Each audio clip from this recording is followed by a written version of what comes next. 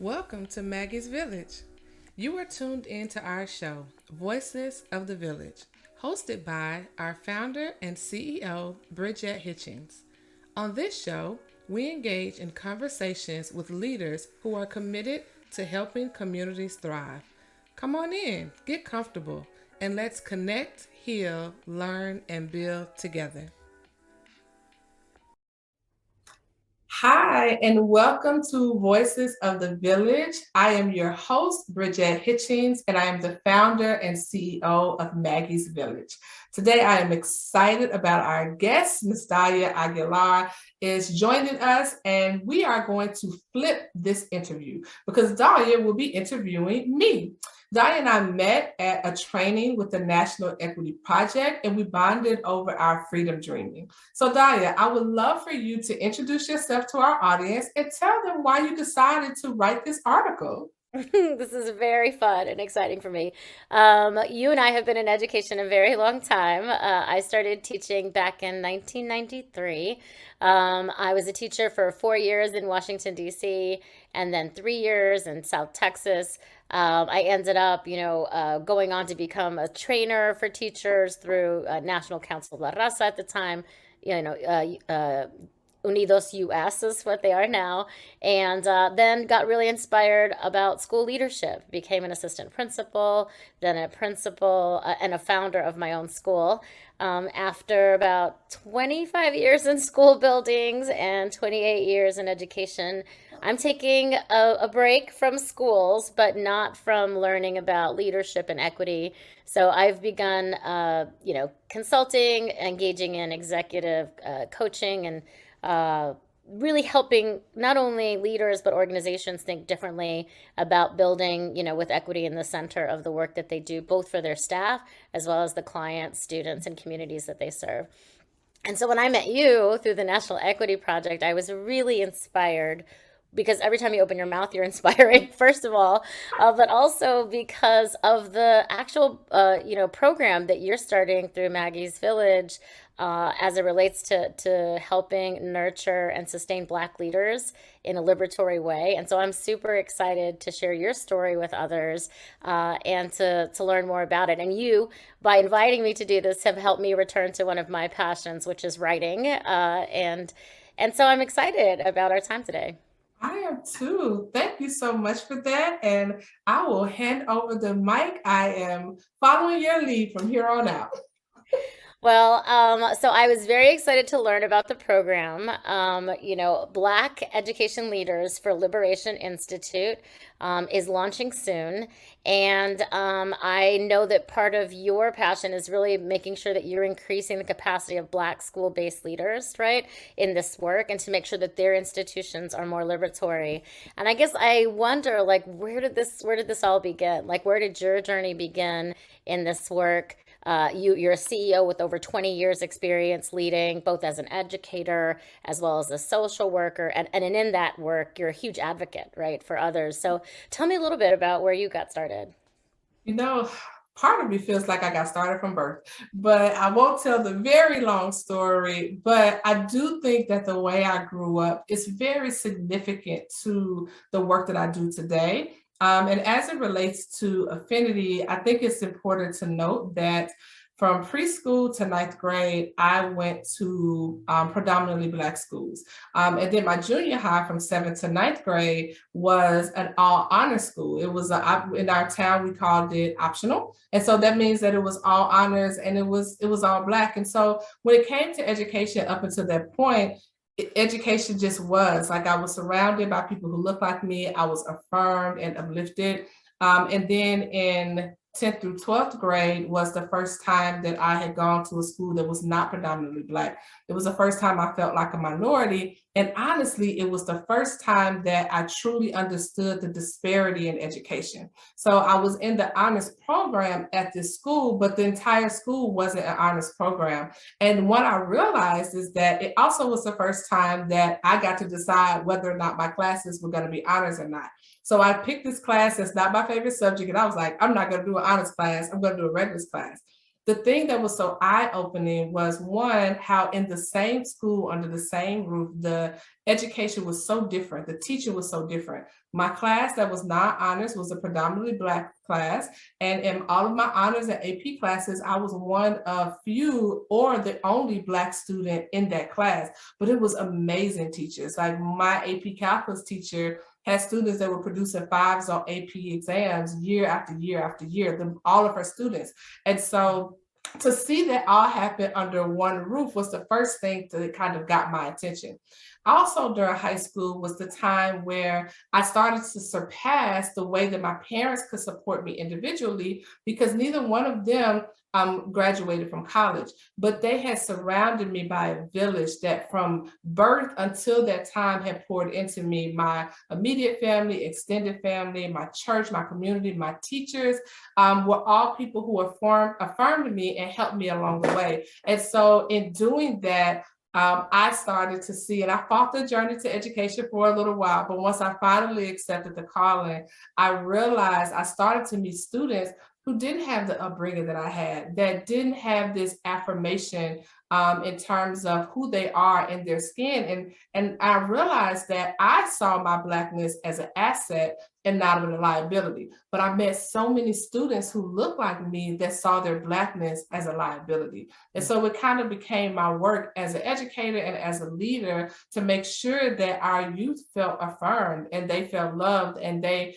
had the space and opportunity to thrive into the people they were to become. But I also realized that our education system didn't always feed that. It didn't nurture that. Some of the things that were outside of my control, both as a teacher and sometimes even as a leader, were things that stifled us. And so get into this place of wanting to support leaders and to support students who really need the space to tap into their innate beauty, tap into their innate genius and thrive, and have leaders that can build institutions that do that is really important. And to do it in community and to connect with each other is also really important. And so I know that's kind of like the long-winded version, but that is the thing that wakes me up sometimes at night. It's the thing that keeps me going. And when things get difficult, I'm reminded that there were many people who didn't give up on me and allowed me to arrive at this place. And I just want to offer that back to the village. Yeah, I feel like one of my favorite things I've heard you say about that situation is just the importance of reversing and re-examining any educational system where you feel like you have to put your own identity or your own authenticity aside in order to be successful in that system. And that's hugely inspiring work. And I think having seen what it can look like, right? You bring such a wealth of knowledge to that. So 20 years is a long, good run in education. And I imagine you've seen a lot of history and trends over the years. Tell me a little bit about what you used to believe that you no longer believe about education, especially education and empowerment. Absolutely. And this is probably an unpopular opinion, but one of the things that both as a student and as an early educator is the emphasis that I placed on grades and even the emphasis and the way that we talk about college. And it's not because I don't think that grades are important and I don't think that college is a valuable asset to students, but I realized that grades became more important than learning. It became more important than the knowledge. And so that was destructive. And so I found, students were so focused on like getting the right answer and getting the right grade that it wasn't about how they got there. It wasn't about what they learned. It wasn't that the grade was just an acknowledgement of what they've learned. It was almost as if it was a part of their value, like who they were as individuals. And then it became just about that. And what I've learned is that that's not liberating. That's actually really, really oppressive to be able to make yourself as small as a letter on a grade that someone else gave you. So someone else had to decide your worthiness or your value by placing this grade on the table. And a lot of things that we do in education actually feeds that rather than celebrating the knowledge and the growth. And that's one of the things that became really important to me is some of the unlearning that I had to do as I thought about the type of educator that I wanted to be and the type of leader that I want to be. And one story that actually just came to mind is in my first year of teaching. And I think this is where it started, but it didn't. That was this is when the seed was planted, but it didn't fully grow until later. I taught ninth grade, and one of my students, the first report card, ran up to me excited. He brought his report card. I was like, "What's this? Just look!" And he gave me this report card that was like all C's, and I couldn't understand why he was so excited, because I was your typical student who was just like, "Give me all the A's, a B," but if I had a C, I was devastated, because again, I placed my value on those grades. But what I realized is this is a student who had historically failed multiple classes, and he was so excited to have passed all of his classes. And he knew that I believed in him. Like a lot of the things that we talked about in our classes was being able to like put the work in to learn. In that same class, I would say, you could not say, "Is this right?" That was the unforbidden question in my class, but it was really about tapping in and understanding. And so his excitement was, I passed my classes, I put in the work, and I'm seeing it show up. And so then I became as excited. I quickly shifted from confusion to excitement. One, because I knew he knew someone believed in him and someone would be excited for him. And then I realized he was actually practicing what I preached, even though I didn't realize I wasn't living what I was preaching. And so that was the seed that was planted for me, but it grew as I matured as an educator. Yeah. Um, I feel like you talk a lot about wanting to make sure that leaders who are going through the Institute have an opportunity to really think about students holistically. Tell me about that, but also tell me, why do you think this type of leadership development is so important right now? Yes. So, well, one reason I think it's important is that the type of leadership development we're doing here starts from the inside out. And one of the reasons that I'm starting this work in affinity with Black leaders in particular is that even though every person that goes through our education system is impacted by it, too often Black students who eventually become Black leaders are impacted by it in negative ways. And even when we succeed in it, it does require us to step away from who we are sometimes, and sometimes to diminish our Blackness to more align with whiteness, because that is the way that success is determined within the school system. And that requires, that could cause harm. And sometimes it doesn't feel like harm, and sometimes we pack that harm in the back of our pockets and say, well, at least it got me to where I am. But anytime that we're dealing with harm, it requires some healing. And so an opportunity for us to first look at what Black education has been, the way that from when you think about ancestral Africa, when you think about when Black people have come to this country, when you think about the journey of the education system within our country, there have been times where Black leaders and Black educators have shown up for the community. There is so much that we can learn from that history that I think is really important. And there's so much healing that we need to do that as a result of us being a part of this. And some of that healing is the acknowledgement first of ways that we have been a part of the problem. So we can acknowledge that, we can heal from it, and then we can make the choice to do something differently. And as I think about myself as a leader, whereas there were definitely people who nurtured me as a teacher, as I got further and further into leadership, there were fewer and fewer opportunities to develop, especially those leaders who've been doing it for a while. And I really want to create a space that I didn't have as a leader, for leaders to be able to come in, to be able to tap into their innate brilliance, to be able to be affirmed, and to be able to take the mask off, to do the healing that can sometimes be harmful in other places. It's harmful to show that vulnerability, but it's the thing that we need to do in order for us to heal and be stronger and be better for our children, all of our children. And so I think it's important for leaders to be able to have access to do that. And then we get to then provide for youth what we may not have received. And so our youth, particularly our Black youth and even our brown youth, can show up in ways that is their full holistic self, that they can show up and they can be successful without having diminished parts of who they are. And we can create environments that nurture that rather than, unfortunately, put out the fire or put out the lamp so young sometimes in children's lives. Yeah, I think this is huge because I mean, you and I, currently work in spaces that are predominantly, Black or brown, people of color.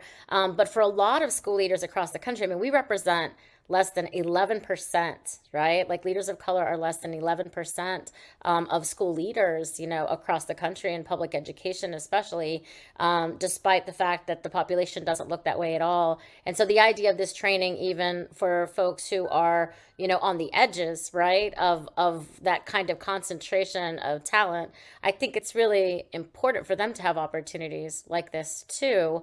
And when you talk about healing, you talk about past harm, but when you think about how hard it is to be a leader, especially today, facing all of the challenges we're facing, whether that is, you know, dealing head on with the racial strife that our communities have been experiencing, how that was exacerbated by COVID, right? And the way that resources were gathered. Like right now, to be a leader of color, you have to have some kind of sustenance in that work day to day too. Talk to me a little bit about what you think that looks like, because I look at your tagline, right? It's like connect, heal, learn, and build. And I Mhm. think all of us, when we think about school leader programs, we're like, yeah, we're going to create a cohort or like a network of leaders that you can tag into, or we're going to provide you with, training on how to be a more effective leader.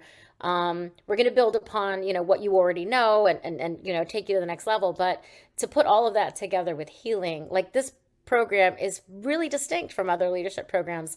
Tell me a little bit more about what you think distinguishes it.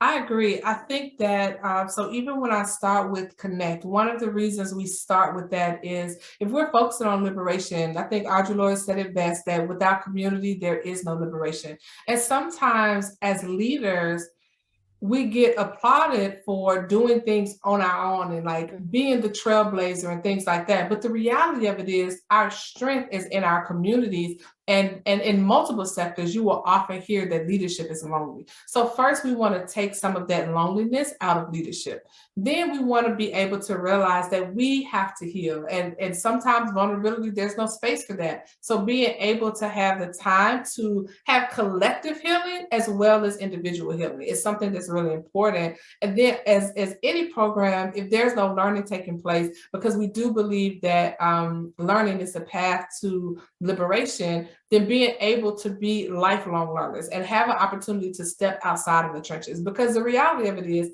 especially in the current times, leaders have to go, go, go, go, go, and they rarely get a time to step back and be fed. And I want to create a space where leaders feel nurtured, they feel cared for, and they feel fed. They walk away feeling like they are leaving with more than they came with. And that also provides an opportunity for them to be able to do that with their staff. The reality of it is, if you want teachers to be able to stay in the classroom and you want them to come back year after year, you have to have strong, healthy leaders who can create environments that nurture students. So then that nurture teachers, and teachers can create environments that nurture students. And so that learning piece is important. And then finally, what we're building, even though they may be coming from individual schools, and building things and building these liberatory institutions or making them even more liberatory, because the reality of it is this work has started, but they're building upon that, but they are also doing it with others. And so the more places that we have these liberatory institutions, the better off that we can be. And so I hope that even beyond their participation in the Bell Institute, there is an opportunity for them to continue to build this community that our children so much deserve.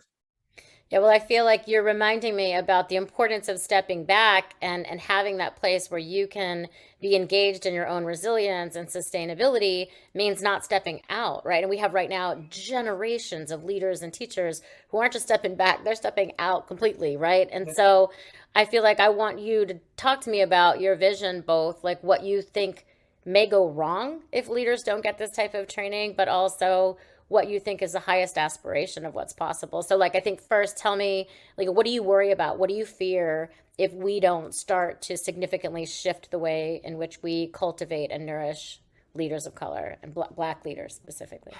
Yeah, I fear the future of education. I fear what our students will feel like they have access to. I fear that the value of education will be undermined because it just looks so robotic. It doesn't see self. It doesn't promote liberation, and so therefore it doesn't seem useful or valuable.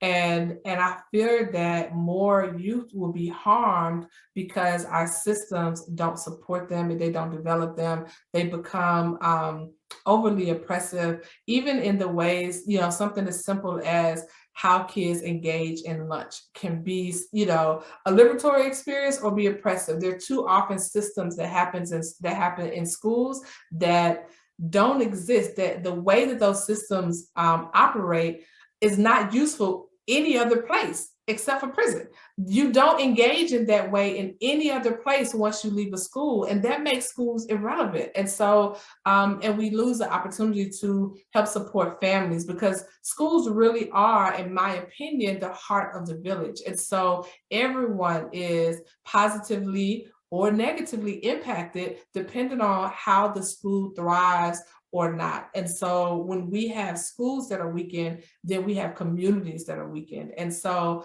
when I think about the villages, so to speak, around our country, if we don't get this right, then there is a domino effect in terms of our ability to thrive as people and as communities across the board.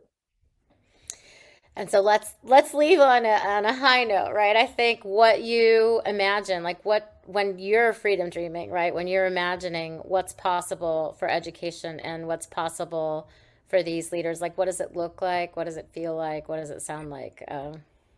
Absolutely. First of all, leaders feel supported and they don't feel alone. Like the idea, especially in the education space, that leadership is lonely is something that people talk about back in the day, because there is this understanding that this work happens in community. I also dream of a place where schools are places that people are happy to be. I just think about a time where teachers were lifelong educators, and where younger siblings, like you knew a whole family because all the siblings went and knew these teachers. And so what that did is it built things in the community. And so I think of going back to a place where that felt sustainable, where teachers feel like this is a valuable profession. It is an honorable and respected profession. And I feel like I am honored and I'm respected, both in how I'm treated, how I'm paid, and the way that I am developed in this work, and the way that I have an opportunity to grow.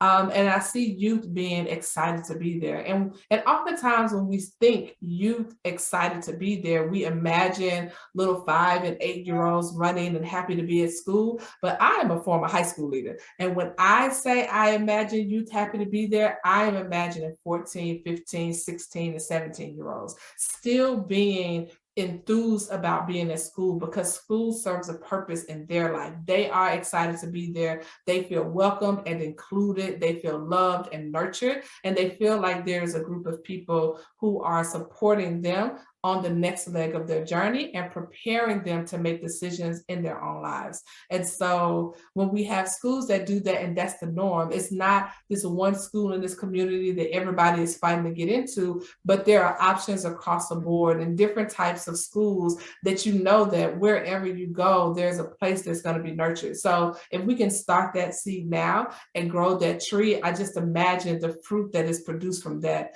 is amazing. And so that's what gets me excited, and the ability to know that that is possible. So shifting people's thinking and like, well, this is how it's been and it has to be this way. If we can first shift that mindset, then the possibilities, I believe, are endless.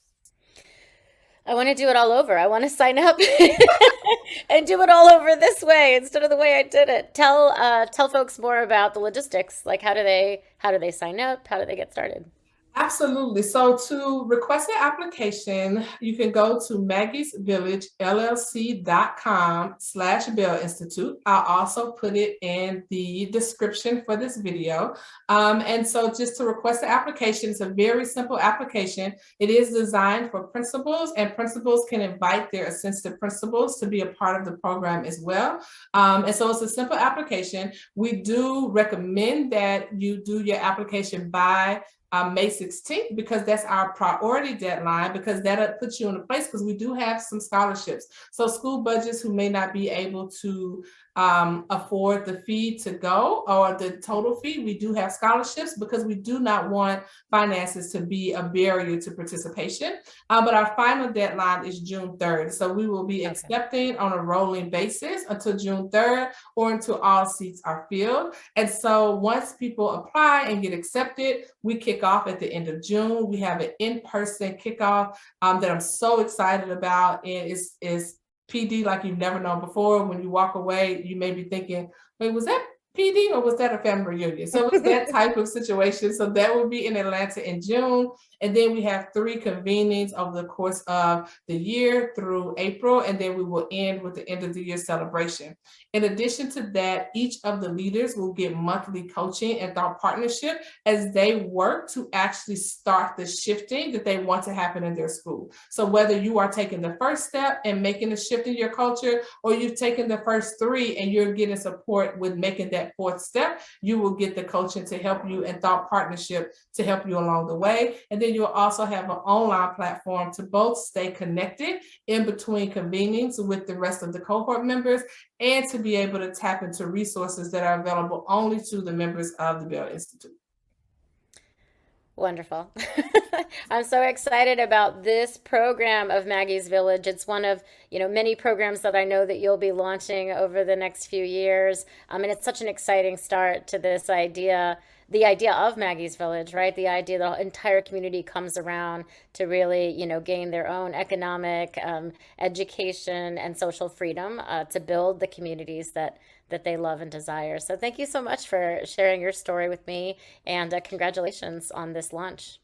Thank you. And thank you so much for coming on our show. And thank you for allowing me to be in the interviewee seat. I can't wait to read your article. I am honored that you wanted to take the time to share our story. I can't explain how much it means to me to be able to have someone want to be a part of the voice that gets this message out. And so with that, where can people find out more information about you and your work? Absolutely. I am a senior partner with Discovery Partners, a play on the DEI. So if you go to DEI discoverypartners.com, you can get a hold of us. And we are excited in the work that we've been doing with leaders just like you to see how we can, increase equity in schools and organizations. Absolutely. Well, I will definitely make sure I add that into the description as well. And thank you so much again for joining us. Thank you all for watching. And we look forward to seeing you on the next episode of Voices in the Village. Have a great day. Bye.